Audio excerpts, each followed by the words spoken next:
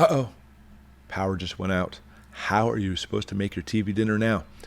When it comes to a collapse of the power grid, short term, long term, it's something we need to prepare for as far as feeding ourselves. We have to be able to cook. And again, if you have just like a lot of canned food and stuff, that's great. You may be eating cold canned food, but cold canned food is better than no canned food at all. But we want to be able to cook without power.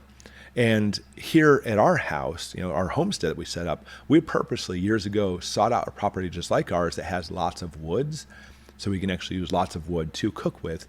And that's something you might want to consider too.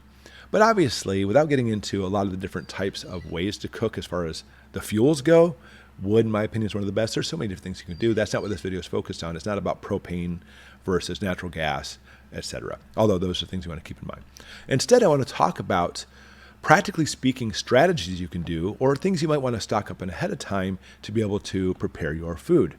Like in our house, our gas range will still work even though the oven won't if we have no electricity. Granted, the electric lighter won't work. We have to light it with a match or a lighter, but our gas range will still work, again, as long as you still have propane coming in. But if you're talking about anything besides that, you're probably talking about maybe an open fire, and your regular pots and pans in your house will not fare well in an open fire.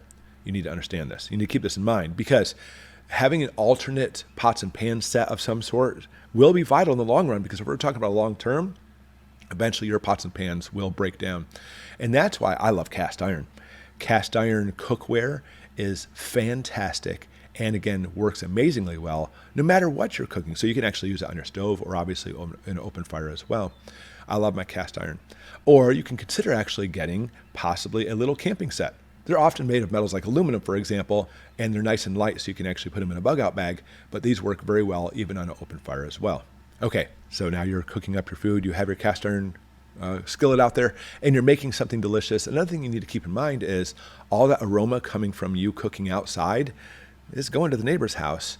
And if you're actually in a neighborhood or a close proximity suburb area, those smells love to linger, and people who are very hungry love to kind of find out where those smells are coming from. So think about that. And there are certain ways we can talk about later as far as making a fire pit in the ground that actually will reduce the amount of aroma. But if you are making something highly odoriferous, it's going to attract neighbors. So you would like to cook indoors, and in a lot of ways you can, but understand, and I think most people know this, but it's one of those things you still need to say this, certain things you cook with outdoors, like your barbecue grill or your smoker or your turkey fryer or whatever, do not ever cook with those indoors. And like every year Thanksgiving, you talk about some person you hear in the news where they brought their deep fat fryer inside to cook their turkey, and they end up dying for the holidays. So obviously, even without burning down your house, the carbon monoxide coming off these is lethal, and there's no odor to it. You can't see it. And so next thing you know, everybody falls on the floor because they can't breathe. It's actually snuffing out the oxygen from the red blood cells. So we do actually have some things inside that we could do to be able to cook. And some of those things might include, maybe you have a wood stove.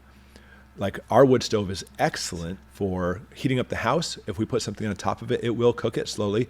Or we have a Dutch oven we can put inside when we simply have embers in there. Don't do it like a huge open fire, and it will cook your food just nice. Fireplaces are nice too, but I find the fireplace area inside is not as big. I'm not saying it can't happen. Even just aluminum foil, you can actually cook things inside your fireplace. So obviously you can have a fire inside your house, but put it in a place where there's supposed to be fire so you don't have random fires happening, what I'm saying, inside your house. But cooking appliance for outdoors, the list goes on and on things you could have. A barbecue grill, but in fact, if you happen to have a propane barbecue grill and you don't have any more propane because crap hit the fan, you can rip out the propane guts, or you can actually just put logs on top of it inside, or sticks, I should say, not logs, and you can turn it into a wood grill. It may not work as well as a grill intended to be wood, but it'll still work just fine. You can have a pizza oven. We love ours. You can have a smoker. These are great, of course, very tasty. Also, camping stoves, outdoor ovens, turkey fryers, as I mentioned before, or a solar oven. I have all the stuff to put one together. You can actually buy them online. They're super expensive. I'll put a link for one below just so you can look at the price and say, you know what, I'm going to hold off on this. But there's lots of things you can do to cook outside, even including, obviously, an outdoor open fire pit. They're not very efficient. I mean, it's a great ambiance, isn't it? Go out there with your glass of wine and, cook up some victuals.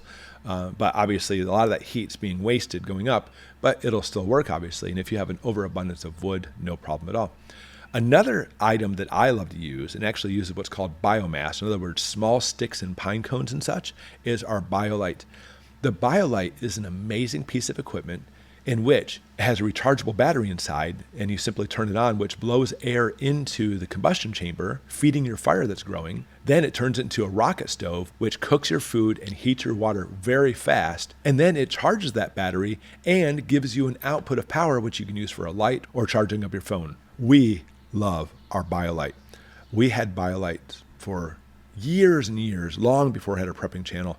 And they're a little bit on the heavier side. They're not the best thing for backpacking, true backpacking, but for bug out, I couldn't recommend anything better. With its ability to fold up, it doesn't take up a lot of room in your bug out bag, and it's something you can take anywhere and burn biomass. And it is a piece of equipment that goes on and on and on forever. Again, we love our BioLite. I'll put a link below for that as well.